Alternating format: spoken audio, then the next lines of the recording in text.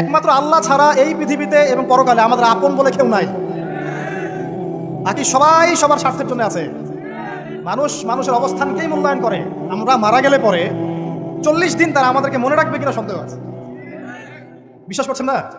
এই যে আমাদের অনেক আত্মীয় স্বজন মারা গেছে না, বছরে একটা বারো কি কবরস্থান কেউ গিয়েছে? হয়তো যায়, মৃত্যুবার্ষিকী ওই দিন যায়, তাই না? দেখেন আমরা কিন্তু আস্তে আস্তে ভুলে গিয়েছি তাদের, আমরা ব্যস্ত হয়ে গেছি। ঠিক একইভাবে তারাও আমাদেরকে ভুলে যাবে।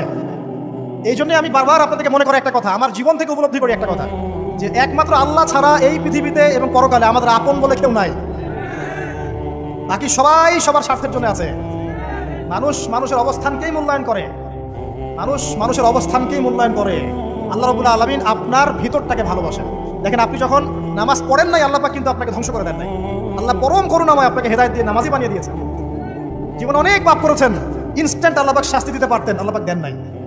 আল্লাহ আপনাকে ভালোবাসেন, আল্লাহ আমাকে ভালোবাসেন। আল্লাহ পাকের এই ভালোবাসার ঋণটা শোধ করার জন্য হলেও নামাজি হয়ে যান, আল্লাহর পথে ফিরে আসেন, দিনের জন্য কিছু করেন, দিনের ফিকির করেন, পড়াশোনা করেন। প্রিয় ভাইরা, আল্লাহ পাক তৌফিক দান করুন। দেখুন, এই রিবা থেকে দূরে থাকার জন্য একটা হাদিস যথেষ্ট। এই 4 শ্রেণীর মানুষকে আল্লাহ রাসূল সাল্লাল্লাহু আলাইহি ওয়াসাল্লাম লাআনত করেছেন, অভিশাপ দিয়েছেন। ইনশাআল্লাহ আজকের লেকচার যাদের কানে যাবে, আমরা যদি না খেয়েও মরে যাই, আল্লাহ পাক না খেয়ে মারবেন না ইনশাআল্লাহ। রিজিক আছে, খাবো ইনশাআল্লাহ। কিন্তু হয়তো অভাব হবে, টাকা পয়সা একটু কম হতে পারে, অন্যের 10 তলা ফ্ল্যাট হবে, আমার হবে না, ঠিক আছে? অন্যের এত বিঘা বিঘা জমি আমার হয়তো হবে না। কিন্তু ইনশাআল্লাহ তাআলা এই যে দুনিয়ার মুসাফিরের জীবনটা, এটা মুসাফিরের জীবন না?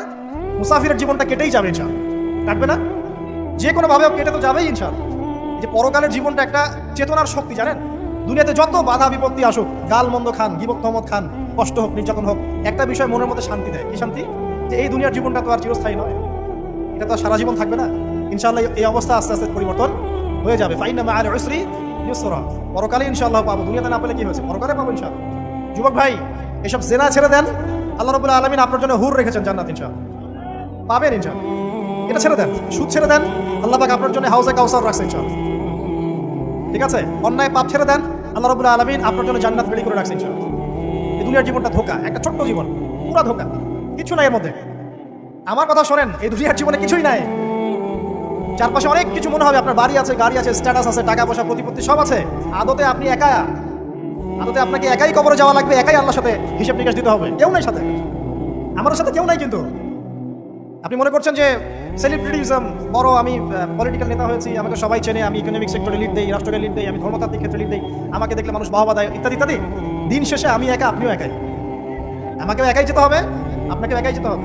এগুলো সব চারপাশের খালি অন্ধ মোহ, আর কিছু না। এই মোহের মধ্যে ঢুকে পড়বেন, আল্লাহ পাক তৌফিক দান করুন।